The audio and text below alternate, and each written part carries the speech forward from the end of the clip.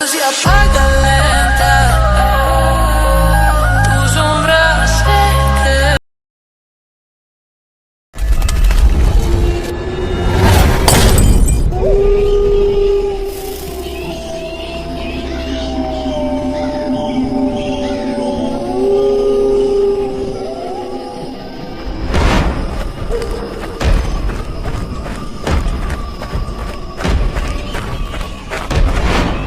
घने सागवान के पेड़ों से भरे उस जंगल में जहां हर तना अंधेरे में किसी खामोश पहरेदार सा खड़ा था, वहां एक परछाई पागलों की तरह भाग रही थी।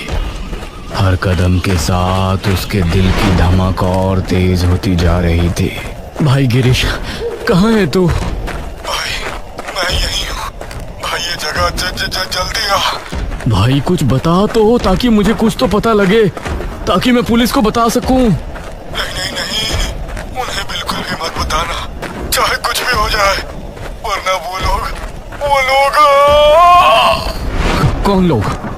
अच्छा, मानसी आंटी को तो बता दे। नहीं भाई, किसी को भी मत बताना, मानसी आंटी को भी नहीं। ये सुनते ही निकुंज अचानक थम जाता है, मानो जमीन ने उसके कदम जकड़ लिए हो। उसकी भौहें सिकुड़ जाती हैं और आंखों में एक अजीब सा शक उतर आता है जो निकुंज का मन उलझन से भर देता है। क्या कहा तूने? क्या हुआ? भाई जल्दी आ, वरना वो लोग। पहले ये बता कि तूने अभी क्या बोला। मानसी आंटी को ही नहीं। कौन है वो? तुम गिरीश नहीं हो। कौन हो तुम? जो मानोगे मैं वो हूं। उस भारी आवाज को सुनकर निकुंज के हाथ पांव थरथरा उठते हैं और तभी उससे सामने ऐसी चीज दिखती है जो कि उसके पांव में से सारी जान खींच लेती है।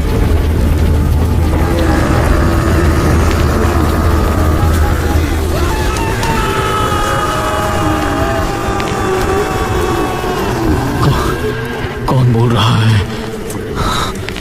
कहना, जो मानोगे वो, अगर मानसी मानोगे तो। निकुंज बेटा, कहाँ है तू? बेटा घर आ जा। या फिर खुद गिरीश का दोस्त। गिरीश भाई, कहाँ है तू? मेरी मदद करने आना भाई। निकुंज वहीं जड़ हो जाता है, जैसे डर ने उसके शरीर को अंदर से जकड़ लिया हो, और उस पल उसका दिमाग, उसकी समझ, सब कुछ जैसे उससे छूट जाता है।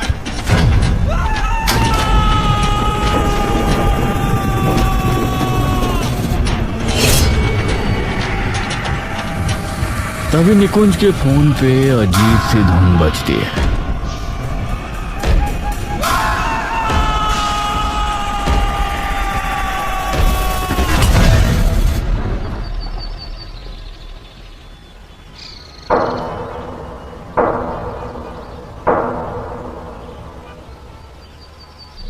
निकुंज भाई, उठना यार, निकुंज गिरीश को सही सलामत खड़ा देख दंग रह जाता है और एकदम से खड़ा होकर गिरीश के चेहरे को अपने दोनों हाथों से पकड़ लेता है। गिरीश, तू ठीक है? निकुंज कसकर गिरीश को पकड़ लेता है। मैं तो ठीक हूँ, मुझे क्या हुआ है? नहीं, तू वो गायब हो गया था ना सुबह। मानसी आंटी आई थी घर, हमने पुलिस कंप्लेंट भी करवाई थी। क्या बोले जा रहा है तू? सपना देखा होगा कोई, मुंह धो के आ जा। अरे नहीं, तू क्या बोल रहा है? मानसी आंटी खुद हमारे घर आई थी और फिर वो किसी का फोन आ गया जो तेरी आवाज में बात कर रहे थे। तू क्या बोले जा रहा है? कौन सा सपना देख लिया तूने? अरे सपना नहीं था। अच्छा, तुझे ये लगता है ना कि माँ को ये लग रहा है कि मैं गुम हो चुका हूँ, तो आजा, उन्हीं से पूछ ले। गिरीश तभी निकुंज को अपनी माँ के पास ले जाता है।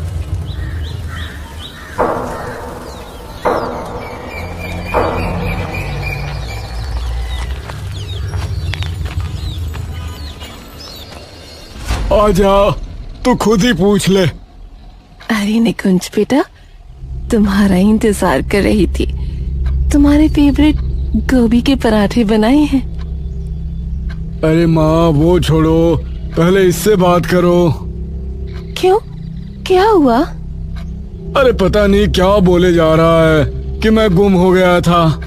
पर आंटी, आप खुद ही तो मेरे घर आई थी सुबह कि निकुंज नहीं मिल रहा है, और दोनों थाने भी गए थे।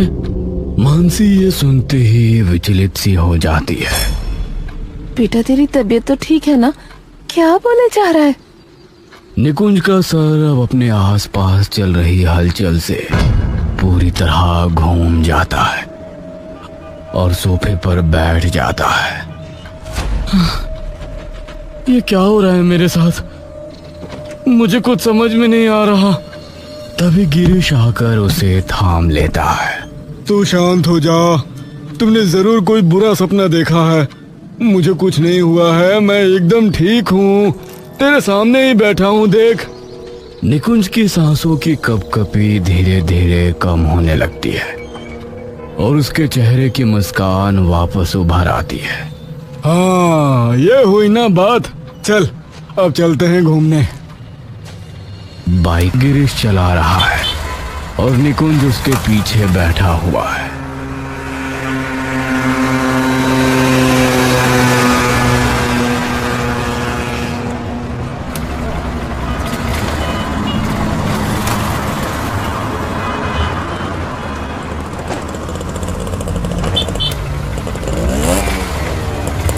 उस खाली से ढाबे के सामने तभी एक बाइक आकर रुकती है।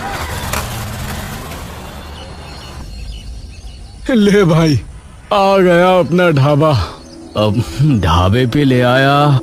क्यों, आज क्या खास है? चल अंदर बताता हूँ।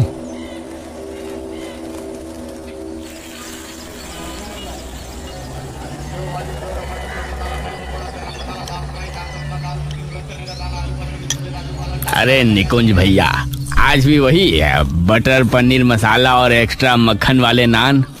हाँ, पर तुझे याद कैसे है? तू तो हमेशा ये बात भूलता था। अरे भाई, हम इतनी बार आते हैं, भूल गया क्या? आते तो हैं, पर इसको कभी याद नहीं रहता कि हम हमेशा एक ही चीज खाते हैं। ये हमेशा आके पूछता है। गिरीश चुपचाप कुछ देर के लिए उसकी ओर मुस्कुराता हुआ देखता रहता है, जो कि निकुंज को थोड़ी हैरत में डाल देती है। क्या हो गया?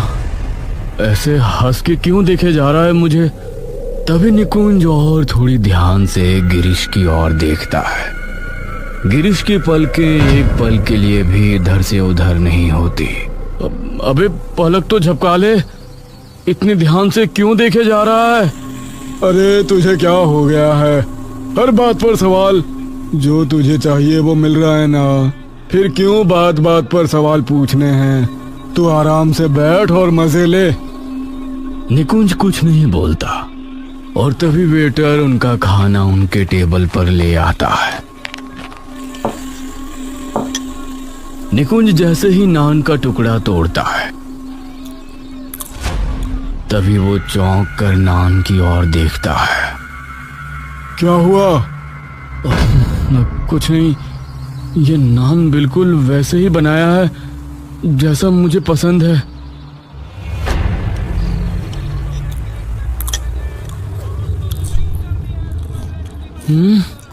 ये तो बहुत ही स्वाद बना है। अच्छी बात है फिर तो। कुछ देर में गिरीश और निकुंज दोनों खाना खाकर उठ जाते हैं और वेटर बिल ले आता है। ये लीजिए। तुझे क्या हुआ है आज? इतनी अच्छे से कैसे बात कर रहा है तू? वेटर बिना कुछ कहे निकुंज की तरफ बस मुस्कुराकर बिना पलक झपकाए देखता रहता है। निकुंज जैसे ही उस वेटर का मुस्कुराता हुआ चेहरा देखता है, वैसे ही उसकी नजरें गहरी और सांसें भारी होने लगती हैं। बिल्कुल वैसे ही एक्सप्रेशन जैसे गिरीश के थे अभी। चल अब लेक गार्डन चलते हैं, मजा आएगा।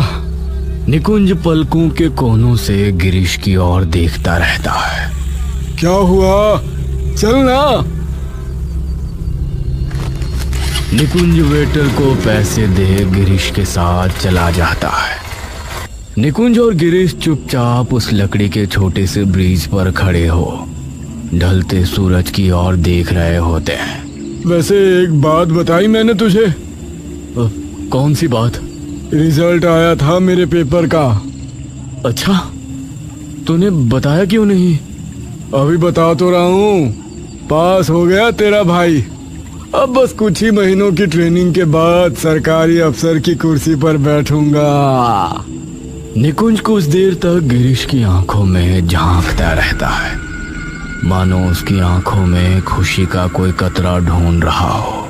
मुबारक हो मेरे भाई। निकुंज गिरीश के गले मिल जाता है। दोनों फिर से चुपचाप उस ढलते सूरज की ओर देखने लगते हैं, पर अब की बार ढलते सूरज पर नजर सिर्फ गिरीश की होती है। निकुंज की दोनों आंखें और पूरा दिमाग अब सिर्फ गिरीश पर टिका होता है। अच्छी बात है, तेरा सिलेक्शन हो गया। तू कब से इस पेपर की तैयारी कर रहा था? पेपर कैसा गया था तेरा? अरे बहुत ही अच्छा गया था। अब सभी सवालों के जवाब आते थे? और नहीं तो क्या, कब से तैयारी जो कर रहा था। निकुंज एक टक चुपचाप बस गिरीश की ओर देखता है।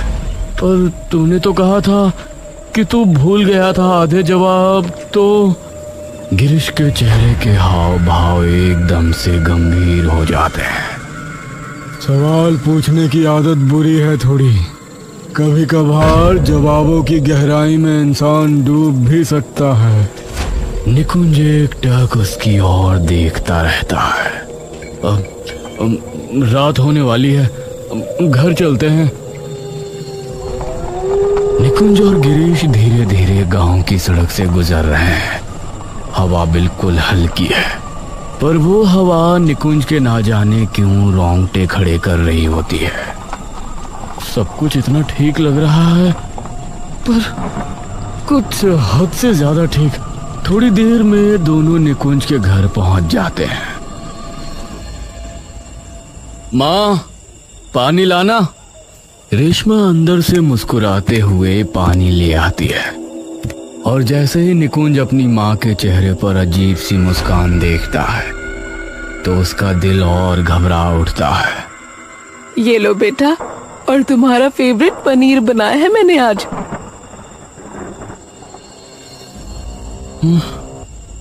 सुबह से सब मेरे मन का ही हो रहा है। निकुंज एक टक बस अपनी माँ की ओर देखता रहता है। माँ, एक बार रसोई में चलना, वो एक चीज बनवानी है। चल। निकुंज अपनी माँ के साथ रसोई में जाने लगता है, लेकिन उसका पूरा ध्यान अपनी माँ के पैरों पर होता है। जैसे ही रेशमा रसोई में कदम रखती है, वैसे ही निकुंज एकदम से पीछे हो जाता है। क्या हो बेटा? कुछ नहीं, अब जो मुझे बनवाना है उसके लिए खास मसाले की जरूरत है जो घर पर खत्म हो चुका है, तो मैं और गिरीश लेकर आते हैं अभी।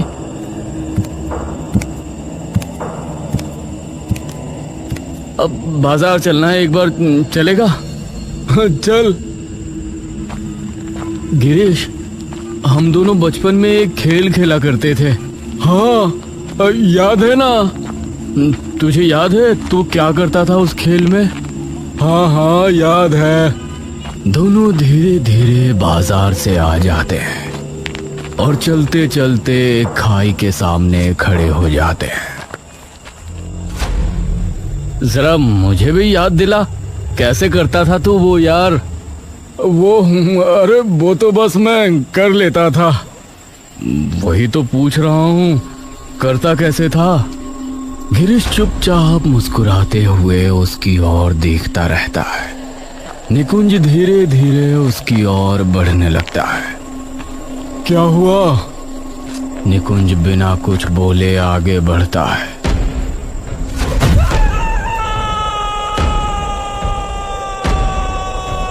निकुंज चुपचाप खड़ा नीचे देखता रहता है, मानो उसके सवालों का जवाब वहीं छुपा हो।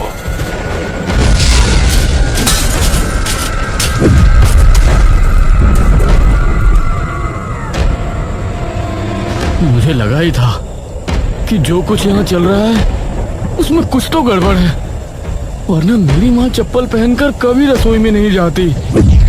मैंने कहा था जवाबों की गहराई में जाओगे तो डूब जाओगे। मैं कहाँ हूँ?